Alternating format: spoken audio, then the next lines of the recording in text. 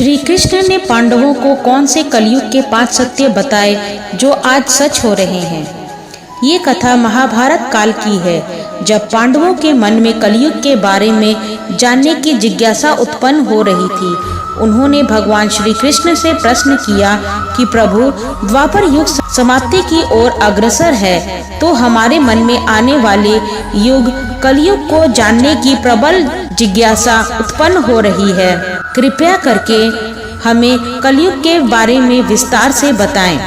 पांडवों का यह प्रश्न सुनने के बाद भगवान श्री कृष्ण ने पांडवों की ओर मुस्कुराते हुए देखा और कहने लगे कि इस प्रश्न का उत्तर तो मैं तुम्हें अवश्य दूंगा, किंतु उससे पहले तुम पांचों भाइयों को जंगल में अलग अलग दिशाओं में जाना होगा और जो भी तुम्हें सबसे पहले दिखे उसे मुझे आकर विस्तार से बताना होगा।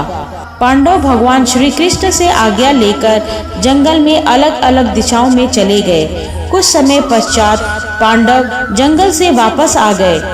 उनके चेहरों पर प्रश्न चिन्ह साफ दिखाई पड़ रहे थे। उनके चेहरे देखने के बाद श्री कृष्ण ने कहा, अब मैं तुम्हें कलयुग के 5 सत्य बताऊंगा।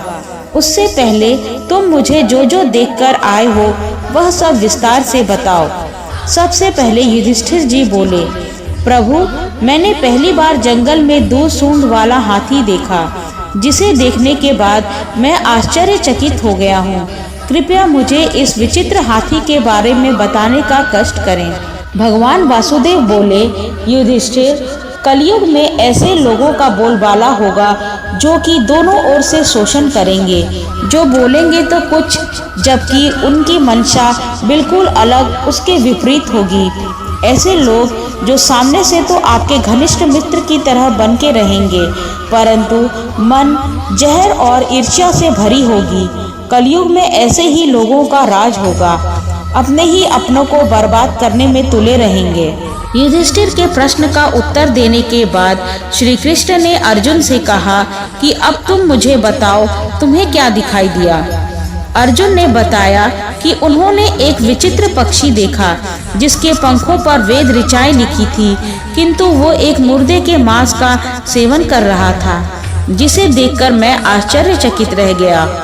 अर्जुन की बात सुनने के बाद वसुदेव बोले, अर्जुन, कलयुग में ऐसे लोग होंगे जो कि नजर में बहुत ज्ञानी और धार्मिक प्रतीत होंगे, किंतु वास्तव में उनके मन में सिर्फ कपट और लालच होगा। ऐसे लोग बस इसी ताक में रहेंगे कि कब कोई दंपति मरे और हम उसकी संपत्ति पे अपना हक जमा सकें।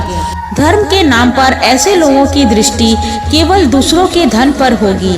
वास्तविक में संत तो होंगे, परंतु उनकी मात्रा बहुत कम होगी। फिर भीम ने श्री कृष्ण से कहा, हे वासुदेव, मैंने जो देखा वह भी विश्वास करने योग्य नहीं था।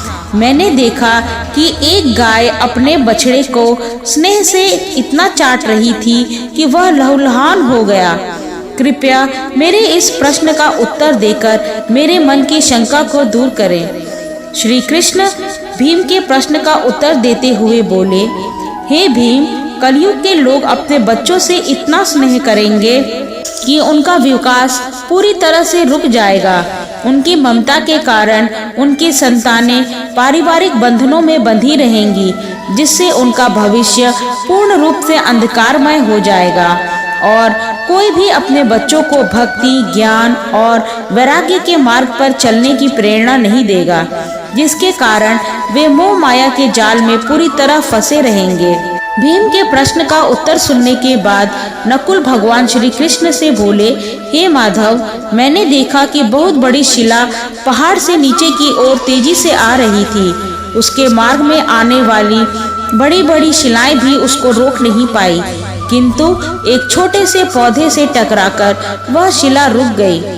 इस घटना को देखकर मैं पूरी तरह से अचंभित हो गया। कृपया मुझे इस बात का उत्तर दीजिए कि कैसे जिस शिला को बड़ी बड़ी शिलाएं नहीं रोक पाई, उसे एक छोटे से पौधे ने कैसे रोक दिया। भगवान नकुल का जवाब देते हुए बोले, हे नकुल, कलयुग में जब मनुष्य अपने पतन की तरफ अग्रसर होगा, तब उसके पतन को उसके द्वारा इकट्ठा किया हुआ धन या बड़े से बड़ा सत्ता रूपी वृक्ष भी नहीं रोक पाएंगे। किंतु हरि नाम से उत्पन्न हुआ छोटा सा पौधा ही उसके पतन से उसका उद्धार करेगा। इसलिए कलयुग में मनुष्य के लिए पतन से बचने का सिर्फ एक ही उपाय है, हरि नाम कीर्तन। इसके पश्चात सहदेव ने प्रश्न किया कि हे वासुदेव, मैंने जंगल में एक स्थान पर बहुत सारे कुएं देखे जो कि जल से भरे हुए थे, किंतु उनके मध्य में एक कुआं था जो कि सबसे गहरा और सूखा हुआ था। प्रभु, ये कैसे संभव हो सकता है कि जल से भरे हुए कुओं के मध्य में एक खाली कुआं हो? भगवान कृष्ण बोले, हे सहदेव, कलयुग में मनुष्य धन से जितना भी परिपूर्ण क्यों न हो, फिर भी वह किसी जरूरतमंद की मदद नहीं करेगा। वह अपने छोटे आयोजनों में तो दिखावा करने के लिए जरूरत से ज्यादा धन बर्बाद कर देगा, किंतु अपने आसपास रहने वाले जरूरतमंद की सहायता करने में उसकी कोई रुचि नहीं होगी।